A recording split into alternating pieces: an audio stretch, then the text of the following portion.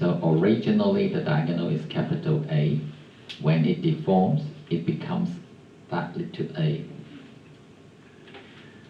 Now the next question is, which one is longer, little a or capital A? You don't need to do any calculation. Just by looking at this diagram, little a of course is longer than capital A. So little a is longer than capital A. In other words, the materials along this direction elongates, gets longer. Material along this diagonal gets longer. What does that mean? That means there must be tension along this direction. When things get longer, that's due to tension. There must be tension along this direction.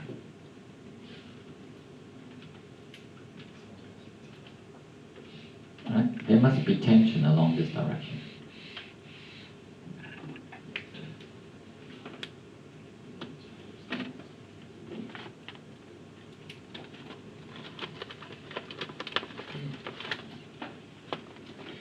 And then what about the other direction?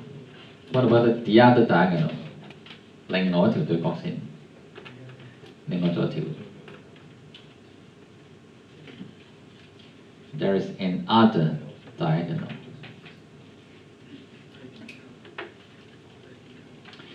The other diagonal, you can use exactly the same logic. Where's the original one? This is the original diagonal. You can call it capital B, right? This line here. When it deforms, where does it go? This is my original B. So when it deforms, it goes to here, this point there.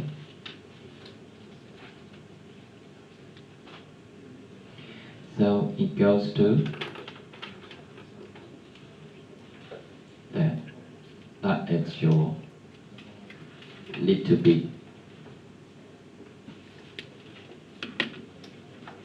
Okay, so originally this is your capital B.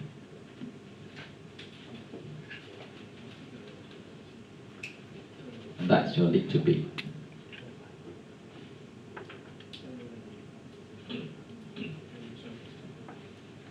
That line there.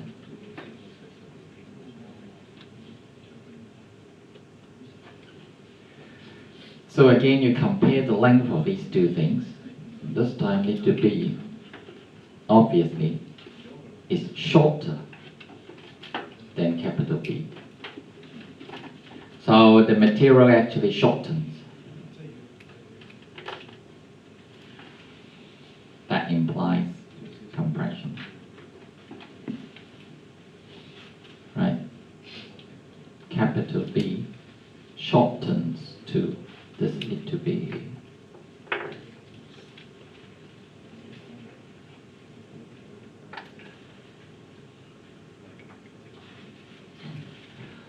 So there should be compression in the other direction, like that. That's what is drawn on your slide here. Tension along this diagonal, compression along the other diagonal.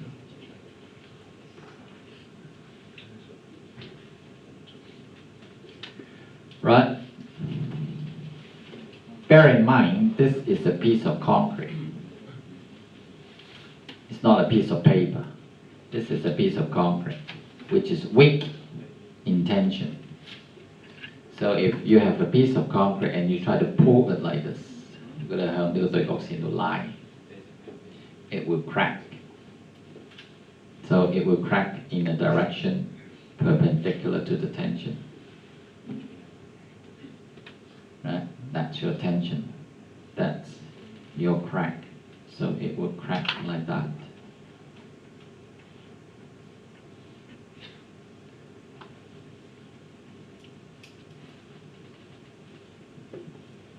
Right? Your crack, it's always perpendicular to your tension.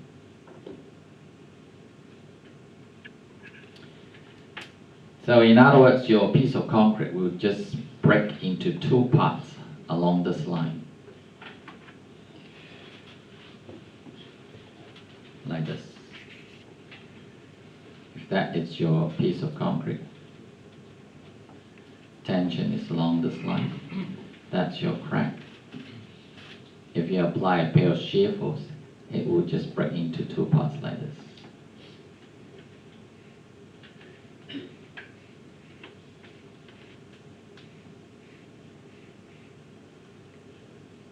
Right?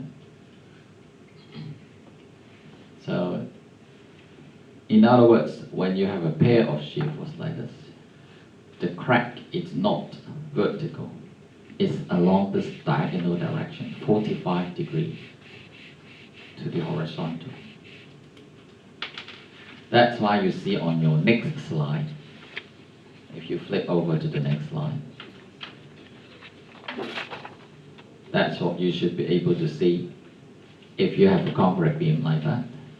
Under a pair of shear force, tension along this direction, cracks here,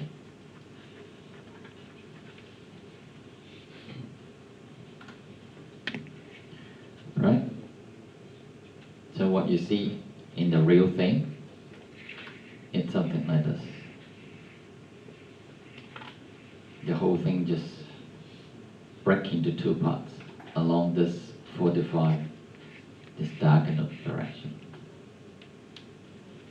Right, just like that.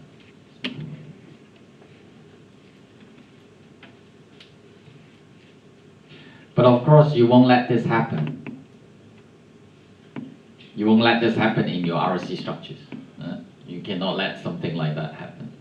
So what you need to do is to make sure that your two pieces of concrete, it won't open up like this. So to do this, it's very simple. It's very common sense, right? So things in construction are actually very simple. What you need to do, if this is your piece of concrete and you don't want this to happen, you try to touch it. It's like using this thing.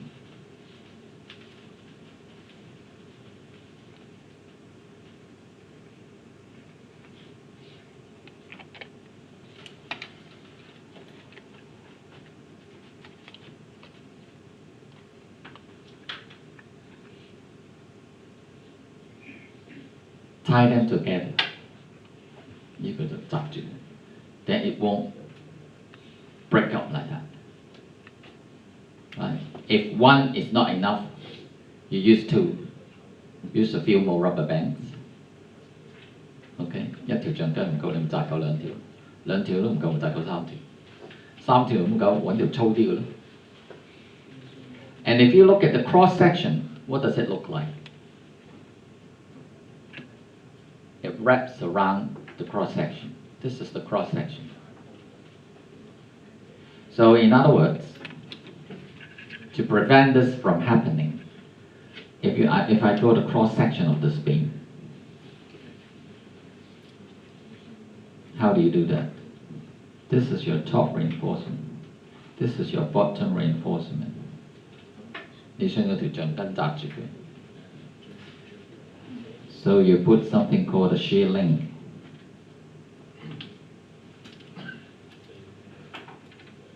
Like this.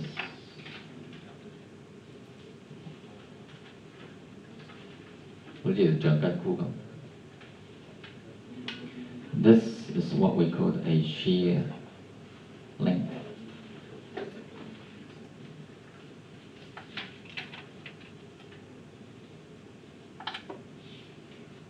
Shear link 有兩隻腳嘅，我哋叫佢。These two are called legs. Two legs. 一隻腳，兩隻腳。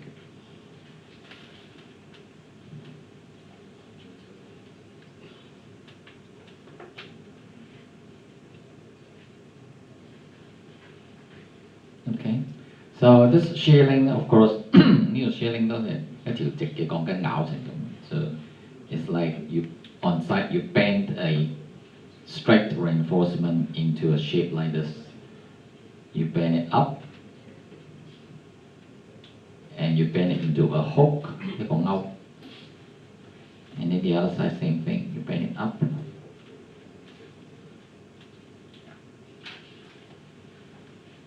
And then another hook, like that. That's your link. And then you hang it on the top bars. And then you cast your concrete.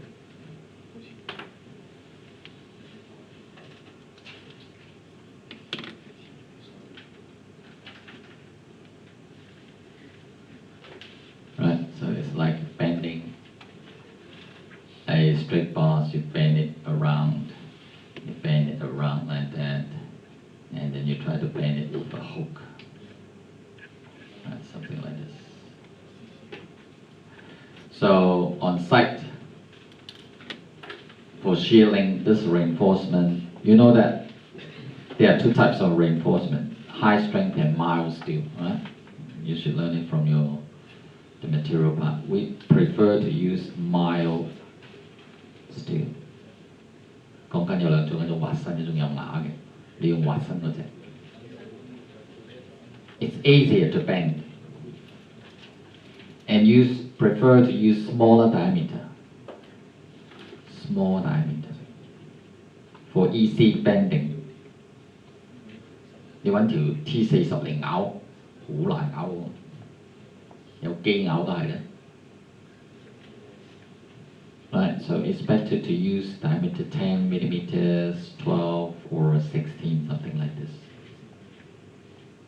It's not preferred to use larger than 20 or 25, 32, those large diameter. Try to use small diameter. Easier.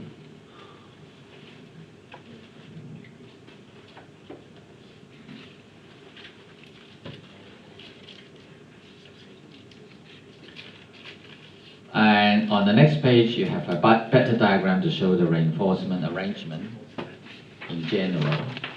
You can see the beam there. It's a computer-generated image. And the cross-section, that thing, the cross-section looks something like this. And here you can see on each cross-section you have 4 legs. 1, 2, 3, 4. 4 legs. 即係你一個橡筋箍唔夠，你咪紮多個咯。So there are actually 2 sets of links here. There is the outer 外圍一 set, and then another inner set of links. So you got one bigger link like something like this. That's the outer one. And then you got another inner link. You see this one? That's the inner one. So you got another smaller one.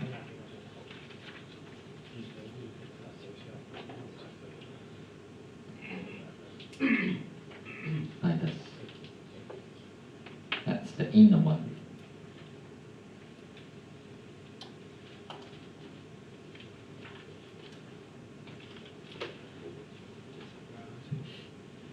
So how much length you need all depends on the shear force. The larger the shear force, the more length you need. Another word for shear length is this classical stirrups. Same thing, just different words.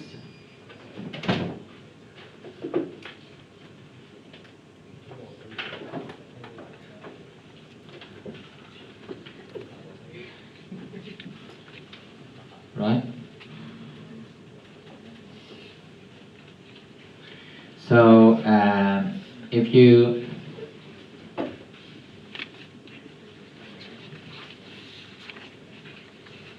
go back to look at this diagram here,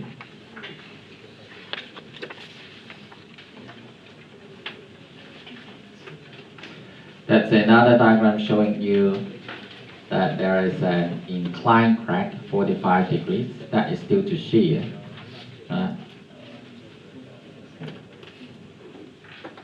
So here you have a beam supported by a column.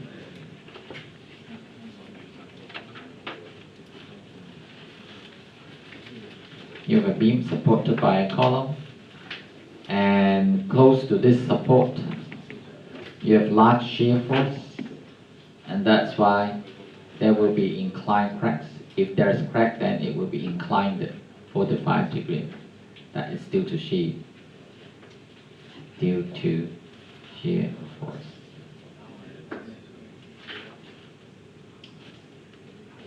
A better picture showing cracks due to bending and shear together. There is another diagram showing this. So this is a better diagram. You can see in the center part of the beam, this is the center part of the beam. You can see all the cracks are vertical, right? So this is your tension due to bending. And all the cracks, you can see the crack lines are all vertical. So those are vertical cracks due to sacking.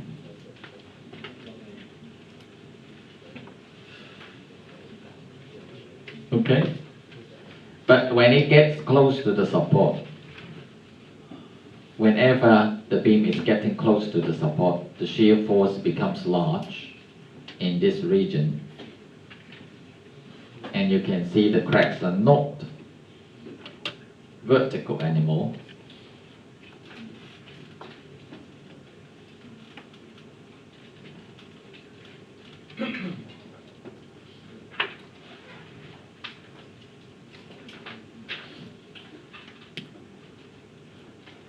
So that's why when it gets close to the support, the shear force is larger in these regions, and you can see the cracks are inclined.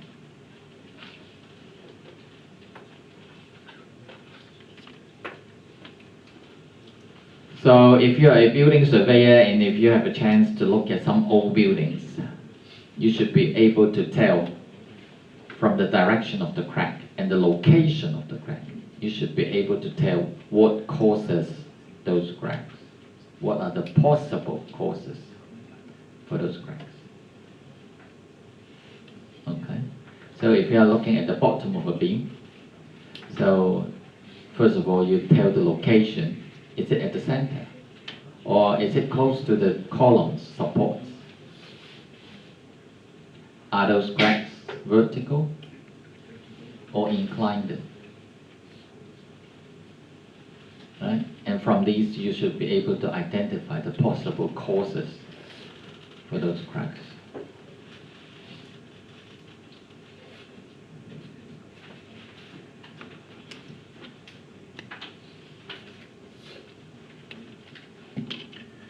Alright? So this diagram basically is just trying to tell you in a concrete beam where are the cracks and the corresponding direction. Of course, this beam is under sacking. If it is under hawking, then everything upside down.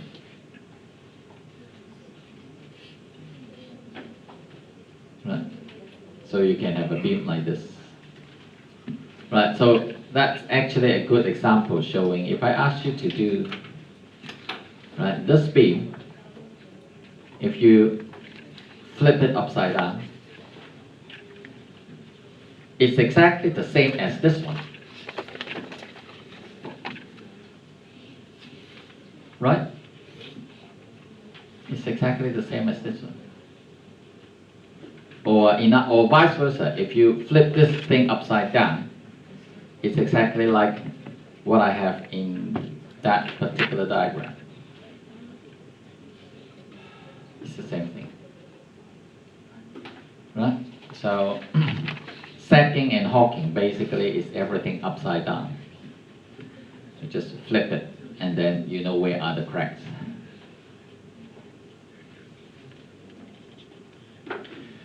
Okay, so I guess that is so much I want to say about bending and shear. So we'll stop here for 5 or 10 minutes for a break, and then we'll come back to continue with the new topic on A and A works. Okay.